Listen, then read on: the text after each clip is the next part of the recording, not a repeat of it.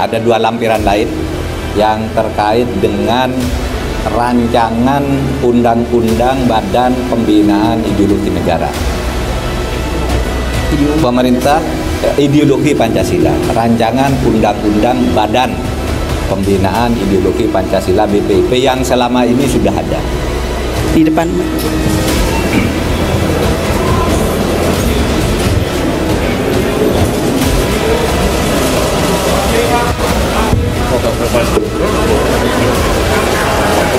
Masker, pakai masker, Pak.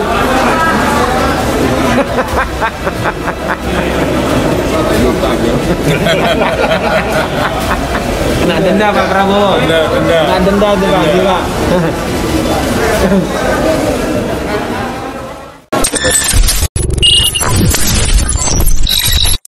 Assalamualaikum warahmatullahi wabarakatuh. Salam sejahtera bagi kita semua. Yang saya hormati para pimpinan DPR, Pak Menko Polhukam, Pak Mahfud, Pak Mensesnek, Pak Menhan, Pak Mendagri, Menhunham, dan Menpan RB yang pada hari ini hadir ke gedung DPR. Syukur alhamdulillah bahwa pada kesempatan ini kami pimpinan DPR baru saja selesai menerima wakil pemerintah atau utusan dari Presiden yang dipimpin Pak Menko Polhukam untuk bisa menyerahkan konsep BPIP, Badan Pembinaan Ideologi Pancasila, sebagai masukan kepada DPR untuk membahas dan menampung konsep-konsep yang akan dibahas bersama atau mendapatkan masukan dari masyarakat. Konsep RUU BPIP yang disampaikan pemerintah berisikan substansi yang berbeda dengan RUU Haluan Ideologi Pancasila, yaitu berisikan substansi yang telah ada di dalam peraturan Presiden yang mengatur tentang Badan Pembinaan Ideologi Pancasila BPIP dan diperkuat menjadi substansi RUU BPIP. Konsep yang disampaikan pemerintah berisikan substansi RUU BPIP yang terdiri dari 7 bab dan 17 pasal, berbeda dengan RUU HIP yang berisikan 10 bab dan 60 pasal.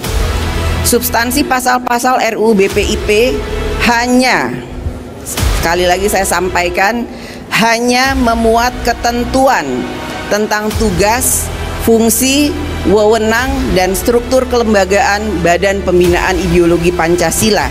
Sementara pasal-pasal kontroversial seperti penafsiran filsafat dan sejarah Pancasila dan lain-lain sudah tidak ada lagi.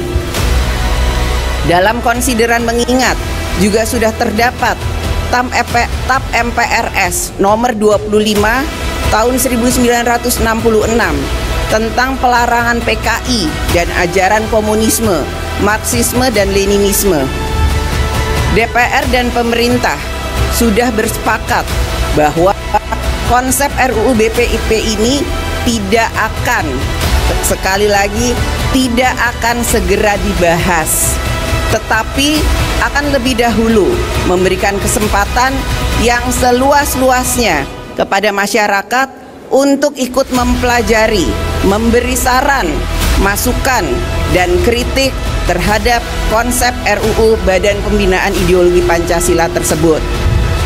DPR bersama pemerintah akan membahas RUU Badan Pembinaan Ideologi Pancasila tersebut apabila DPR dan pemerintah sudah merasa mendapatkan masukan yang cukup dari seluruh elemen anak bangsa, sehingga hadirnya rancangan undang-undang Badan Pembinaan Ideologi Pancasila ini menjadi kebutuhan hukum yang kokoh bagi upaya pembinaan ideologi Pancasila melalui Badan Pembinaan Ideologi Pancasila.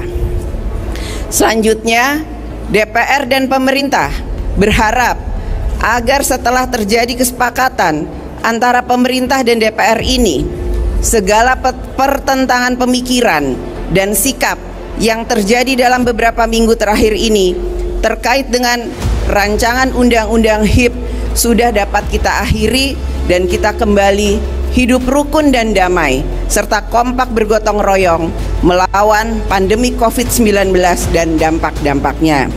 Selanjutnya kami meminta Pak Menko Polhukam untuk bisa memberikan tambahan dan masukan terkait dengan pertemuan hari ini. Silakan Pak Menko Polhukam. Terima kasih Ibu Ketua DPR RI, Ibu Puan Maharani, dan pimpinan yang lain, Bapak Aziz Samsudin, Bapak Zulkifli Dasko, Bapak Rahmat Gobel, dan Bapak Muhammad Iskandar. Saya mewakili pemerintah membawa surat Presiden hari ini. Saya Menko Polhukam ditemani oleh Bapak Menteri Sekretaris Negara, Bapak Menteri Pertahanan, Bapak Menteri Hukum dan HAM, dan Bapak Menteri Pan-RB, Menpan RB, dan Menteri Dalam Negeri.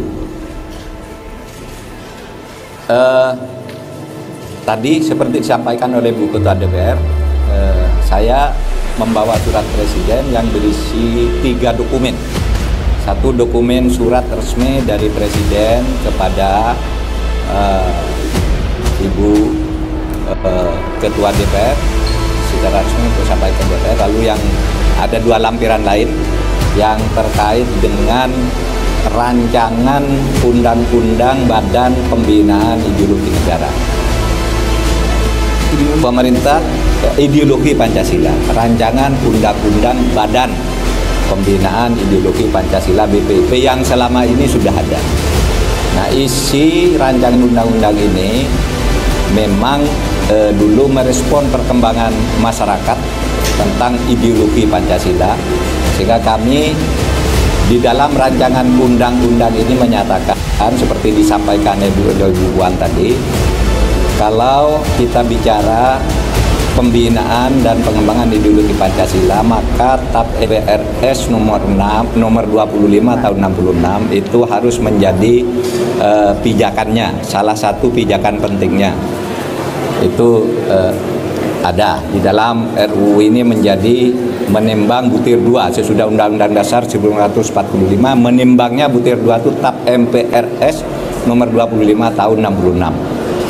Yang kedua, rumusan Pancasila kita kembali apa yang dulu dibacakan oleh Bung Karno pada tanggal 18 Agustus tahun 1945, yaitu Pancasila yang sekarang tertuang di dalam pembukaan dengan 5 sila dalam satu kesatuan makna dan satu tarikan nafas pemahaman. Nah, ini adalah satu sumbang saran dari pemerintah kepada DPR, dan tadi kami bersepakat ini akan dibuka seluas-luasnya, masyarakat yang ingin berpartisipasi membahasnya dan mengkritisinya silahkan. Tadi kami bersepakat juga nanti akan segera dibuka ini dokumen terbuka, nanti bisa dilihat di websitenya DPR itu. Dan tadi kami tekankan bahwa soal Pancasila yang kita pakai secara resmi itu di sini kami cantumkan di dalam bab 1 pasal 1 butir 1 bahwa Pancasila itu adalah ketuhanan yang Maha Esa, kemanusiaan yang adil dan beradab, persatuan Indonesia, kerakyatan yang dipimpin oleh hikmat kebijaksanaan dalam permusyawaratan perwakilan, keadilan sosial bagi seluruh rakyat Indonesia. Sekian, terima kasih. Akan saya serahkan secara resmi kepada Ibu Ketua. Di depan.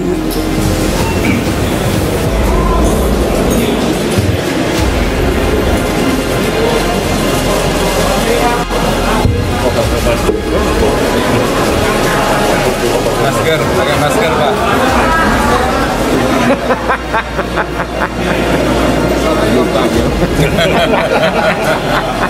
Kena denda Pak Prabowo. Denda. Kena denda juga.